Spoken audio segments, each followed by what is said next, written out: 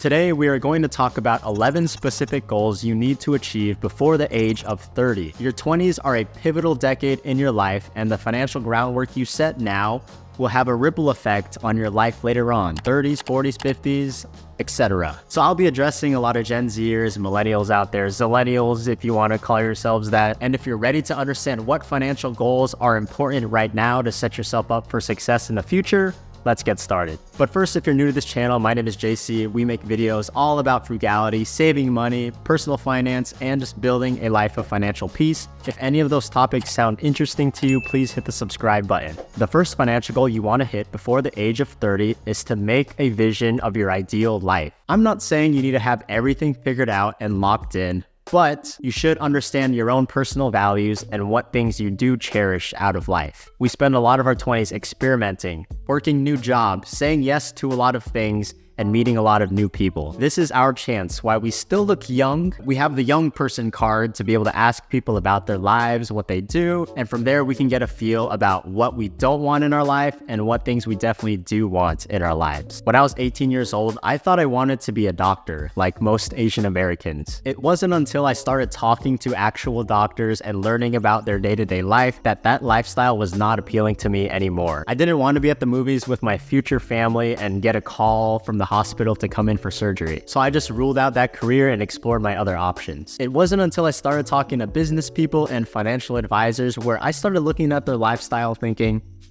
that's something I could do. I interned for one financial advisor. He worked 4 days a week. On some mornings of the week, he was able to play tennis with his clients. He spent a lot of time with his family, and he was even able to serve within his church on a regular basis. So something to keep in mind when you are deciding on a career, all a career is a vehicle to get you to the life that you want. But if you aren't quite sure what life you want, or you don't understand what your ideal lifestyle is, let's just break it down into something easy that we can all do really quick. Break out your phone and write down what an ideal day for you would look like 10 years from now. Maybe it's relaxing with your family by the pool. Maybe it's deciding to go on a spontaneous trip with your significant other. Maybe it's just to relax in your big old house. Do you see yourself in a big old house? Or do you want the flexibility to relocate to anywhere you want at any time? Once again, I'm not saying you need to have everything locked in, sharpied in right now, but by the time you reach the age of 30, you should have an idea of what aspects of life are important to you so that you can prioritize your financial decisions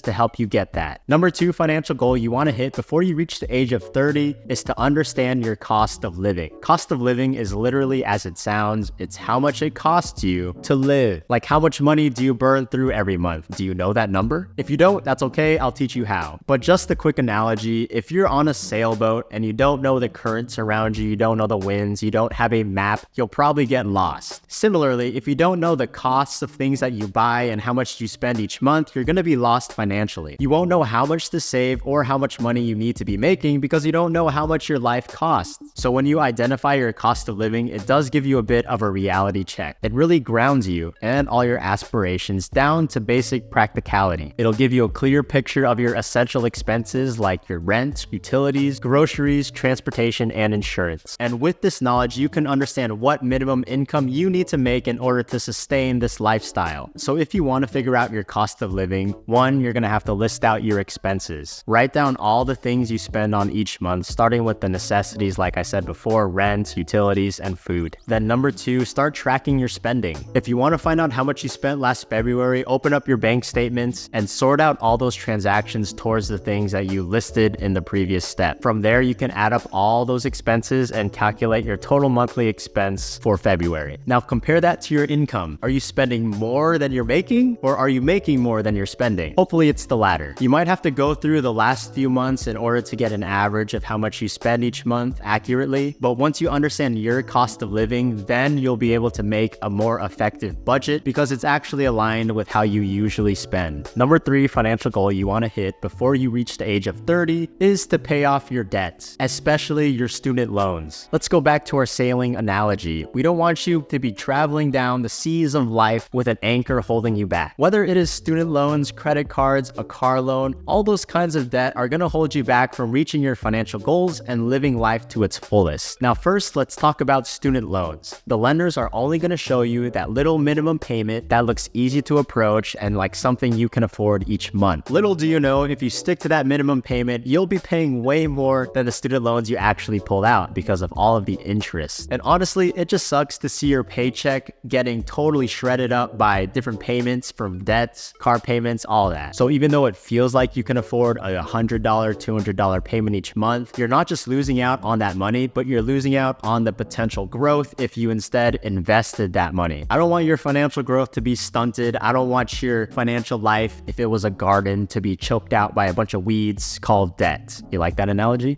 Thanks. I threw out that analogy for the millennials out there. So how can you pay off your debt in your 20s? Here is a clear solution. First, I want you to save up a little baby emergency fund just in case life throws you some unexpected events. So maybe just keep $1,000 in your bank and then move on to tackling your debt. Mathematically, it would make sense to attack your debt from the highest interest rate debts, but behaviorally, I want you to start feeling some wins and building up some momentum as you're paying off a student loan, car loan, or maybe something even bigger. So I would highly recommend the debt snowball method, where you list out your debts from smallest balance to largest and throw most of your money at the smallest debt and just pay the minimum amounts on the rest of them. Now, once you have all this cash being thrown at your smallest debt, you'll be able to wipe that one out real quick, give you a quick boost in momentum so that you can put more of that money towards your next smallest debt. And that's why they call it the debt snowball, because as you pay off each smaller debt, you can throw more at the bigger debt and it rolls down until you can wipe out the largest debt. And you can be completely debt-free before you reach the age of 30. Of course, depending on how much student loans or debt you have right now. Number 4 goal to achieve before you reach the age of 30 is to build an emergency fund. Now, I know I mentioned a baby emergency fund earlier on, that was $1,000. That is not enough. As we obviously know in this economy, what a full emergency fund looks like is an amount that can cover you for 3 to 6 months of expenses. So remember that cost of living we discussed earlier? If you spend $3,000 a month to sustain your lifestyle, then you would need to save up $9,000 to $16,000 in order to have what's considered a full emergency fund. You know how much weight would not be on your shoulders by the time you hit your 30s if you have that kind of money in the bank? You can get laid off from a job and not feel super stressed to find something because you literally have 3 to 6 months of your expenses sitting in the bank. Now, first of all, do not touch this money for any reason outside of an emergency. And I know the definition of emergency can get pretty sticky, but basically a vacation to the Bahamas that's $2,000 that your friends surprised you with is not an emergency. That's something you can save up for. The best way you can save up this large emergency fund is by automating your savings. So first, decide on your goal. Let's start with that $9,000. Maybe each month you want to put aside $1,000 into pure emergency fund savings. So I would open a separate high yield savings account. I would automate my typical checking where I get paid to dish out $1,000 every month into that high yield savings account until 9 months later,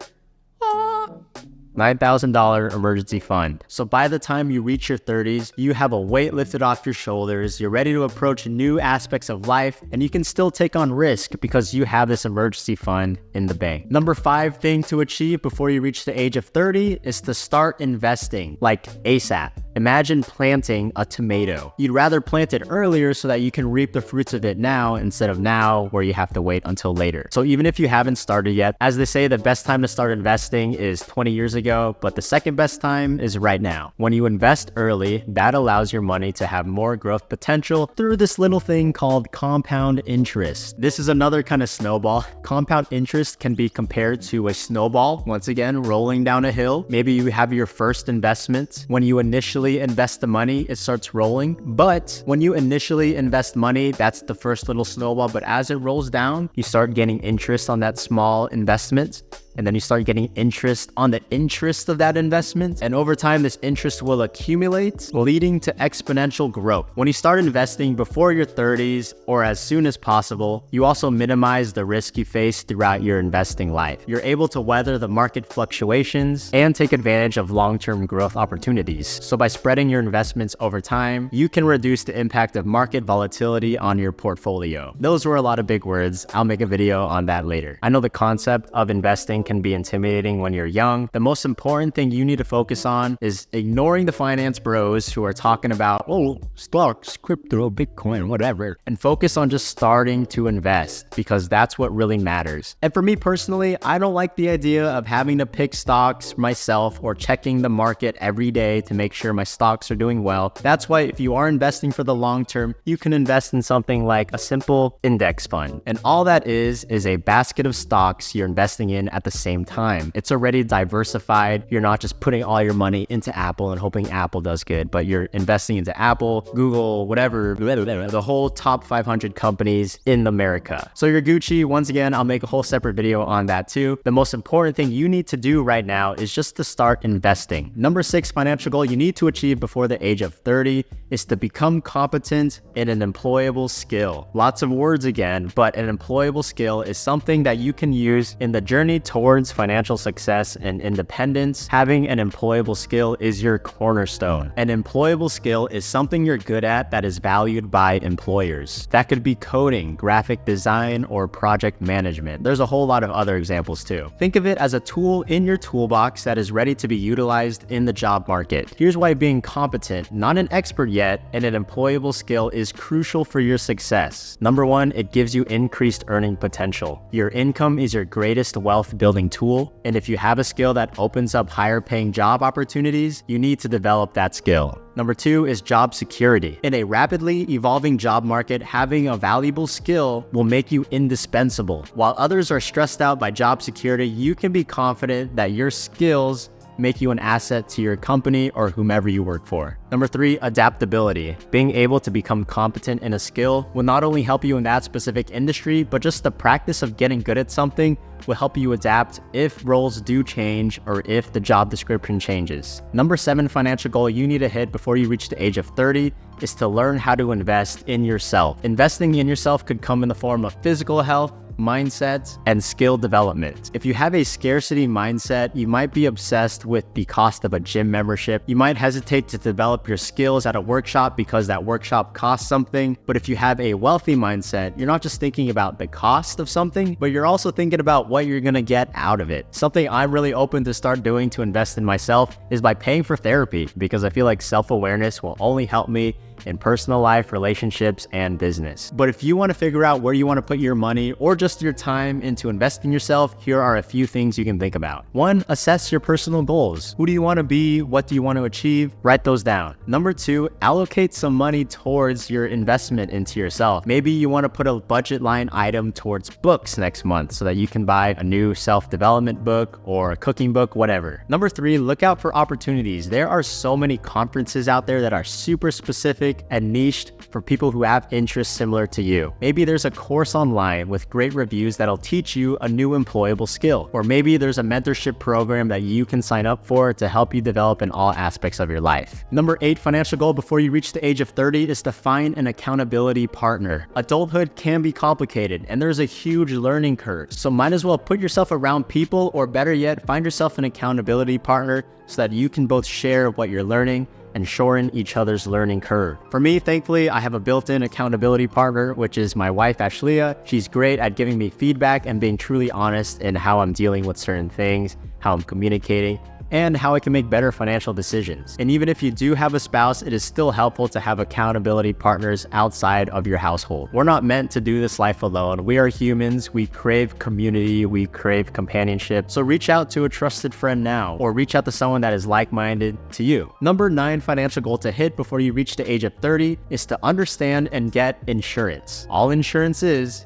transferring risk from you onto the insurance company. Now, there are risks that we can take upon ourselves, like a flat tire, a broken AC, or a stubbed toe. But there are other life events where we don't have the resources to take on that responsibility. For example, completely wrecking your car or getting your house burned down. That's where insurance companies come in, where you pay a small premium or a small payment each month in order to transfer that risk from you onto the insurance company. There are so many options out there. There's also a lot of insurance products that you do not need that insurance providers will try to sell to you. So get educated on this. I will attach a video in the description here describing insurance and teach you the basics of it. Number 10 financial goal to achieve before you reach the age of 30 is to avoid lifestyle inflation. This is also called lifestyle creep, where your income goes up and your spending goes right up to meet it. You'll notice you're having lifestyle inflation if something that was once a luxury event, like treating yourself to Starbucks, now became a regular thing. Now you get Starbucks every day. It might be easier in your 20s to avoid lifestyle inflation because you're in your 20s, right? They expect you to not be balling right now. You just graduated college. They expect you to be broke. But once you reach the age of 30, you need to really watch yourself and be self-aware, because there's this cultural expectation that 30-year-olds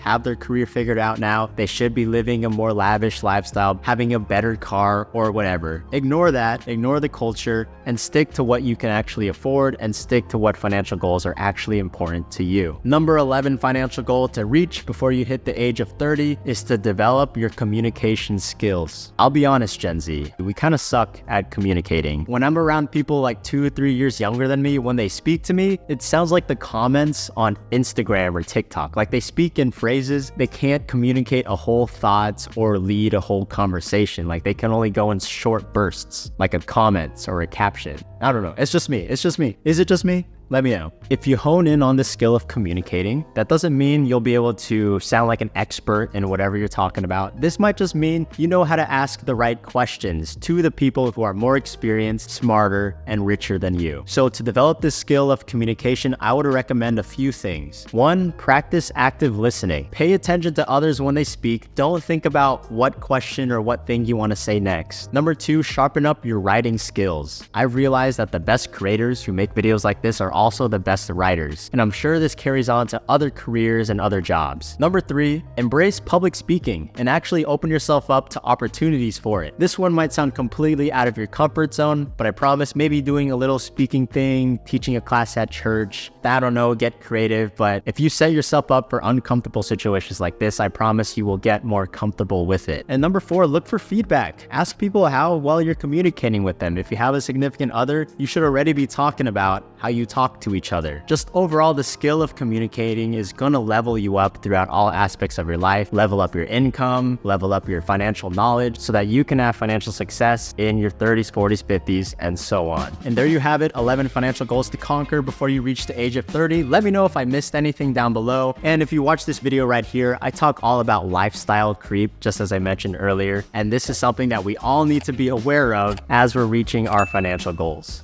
Peace. See you next time.